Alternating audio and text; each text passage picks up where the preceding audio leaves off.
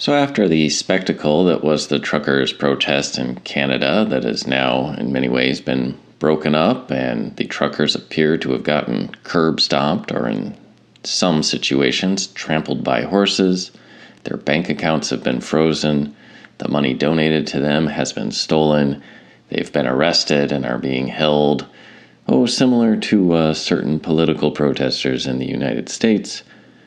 The question is, who won? Because on the surface, it appears like Trudeau won, right? I mean, that's the end result is he declares himself dictator for 10 days and tamps down that insurrection, and Canada is back in business, baby. But in reality, the conflict is far more subtle. There's far more nuance. There's a lot more going on than just simply the surface level aspect of this. For one thing, Mr. People Kind, that always uses the nice words and not the mean words, has been exposed as just being the velvet glove that is covering the old authoritarian iron fist. And so leftist liberalism has been exposed for what it always is, tyrannical. And so is it possible the truckers won a moral victory that's more significant than the boots on the ground victory? And to get a greater perspective, I want to look at this. It's a book called Fourth Generation Warfare by William S. Lind and Lieutenant Colonel Gregory A. Thiel.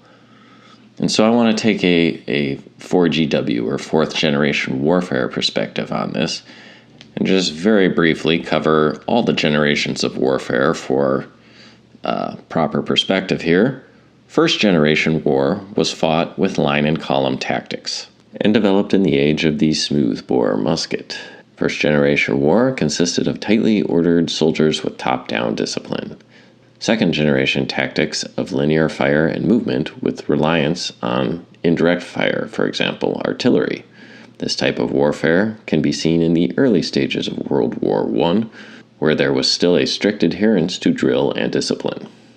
Third generation relied on tactics of infiltration to bypass and collapse the enemy's combat forces rather than seeking to close with and destroy them. This tactic was used by German stormtroopers in World War I against the British and French. And for fourth generation warfare, you have the simplest definition, which includes any war in which one of the major participants is not a state, but rather a non-state actor. Within fourth generation warfare, there are three new levels: the physical, the mental, and the moral levels. The physical level, destroying people and breaking things, is the least powerful. Mental level comes next, and the moral level is the most powerful. And as they say in 4GW, this leads to the central dilemma of fourth generation war. What works for you on the physical and mental level often works against you at the moral level. It is very easy to win tactical engagements in fourth generation conflict, but still lose the war. Think Afghanistan. And so to emphasize this difference between the levels of warfare and the moral levels and the previous generations and fourth generation, I want to look at a couple of scenarios here presented in the handbook on fourth generation warfare. First one is called Operation Goliath. The second one is called Operation David. So let's look first at Operation Goliath. So to paraphrase this, it talks about a General Braxton who is organizing an invasion of Ashalaland. The regular army, the Air Force, their tanks had all been dealt with very quickly with American firepower superiority. It appeared the Ashalan army basically gave up without a fight. However, within a couple of days, graffiti began showing up, posting the message, "Now the real war starts." Those Ashalan soldiers who abandoned their equipment so fast took their light weapons with them. And so the insurgency spread. General Braxton had his 13th Armored Division troops methodically launch cordon and search operations. He hammered any targets first with air or artillery, and then sent his tanks and Bradleys through. He convinced himself that despite the fact he was destroying the towns, that he was getting a lot of the bad guys. And so he moved Operation Goliath onto the small town of Aqaba. And so he gives the example of a man named Muhammad that owns a tea shop in Aqaba. The first patrol of the 13th Armored Division came through, and there wasn't any fighting. However, they did knock down some roads and crush some sewer pipes, which they said they would repair, but they never did. But basically, life went on pretty much as before. Muhammad noted the Mujahideen were now active in Aqaba and were setting IEDs on the sides of roads and blowing up American supply convoys.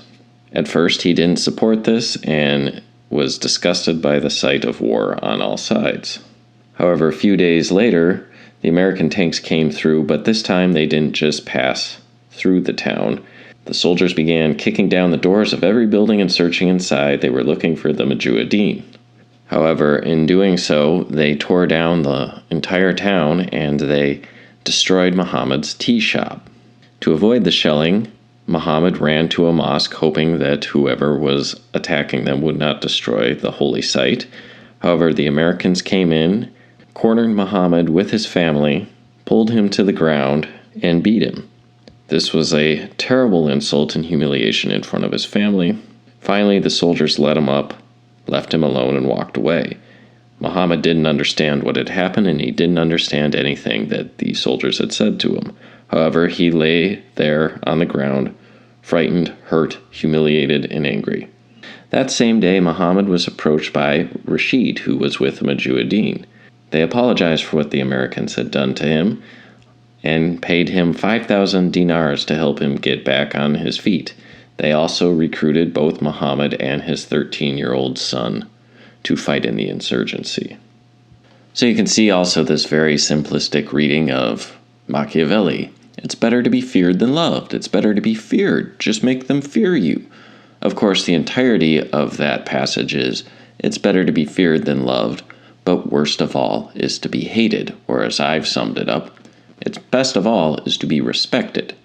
So, you take these very simple Cliff's Notes readings that people tend to do of things. If you don't go deep enough into the historical material and don't give those geniuses of the past their due, you just end up with these short little phrases and a misapplication of what was very sound and very deep analysis.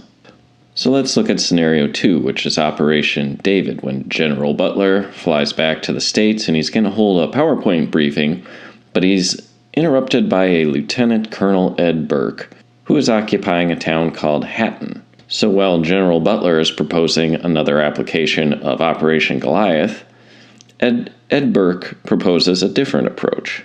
He points out that in Hatton, since his battalion took over, he's only had 2 men KIA and 5 wounded.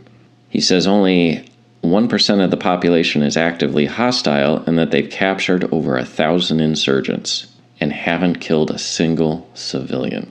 And he points out to the general, he says, "We don't expect the locals to love us. We're foreign invaders and infidels to them. Our goal is to keep them from hating us so much that they fight us." Notice that? Better to be feared than loved, but worst of all is to be hated. So what he does is he explains a lot of his soldiers are actually National Guardsmen who work full-time as cops back in the States. And he says, the cops made one very important point right at the beginning. They said the key to keeping the peace is to de-escalate situations rather than escalate them. Soldiers are taught to escalate. If something isn't working, bring in more firepower. Cops don't do that because it enrages the community and turns it against them. So that was one piece of the puzzle. Another came from our battalion chaplain.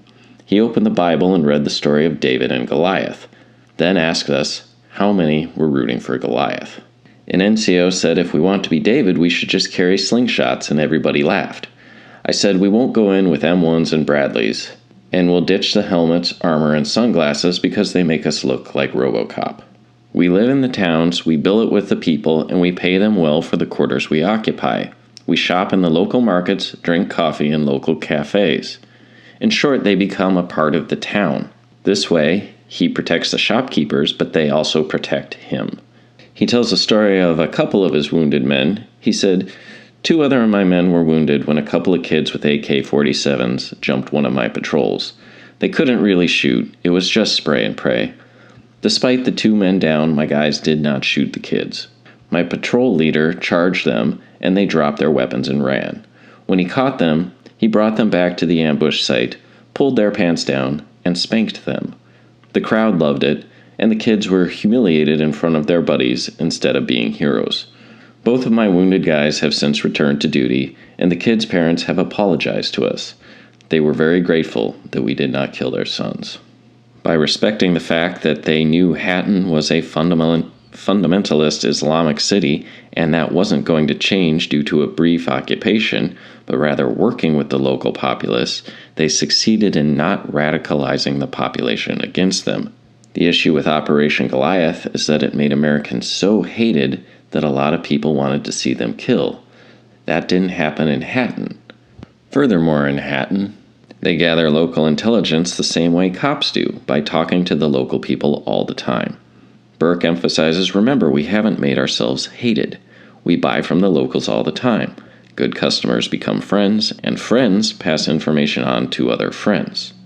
And so you can see in this hypothetical example that in fourth generation war, the moral level is dominant over not only the physical, but the mental.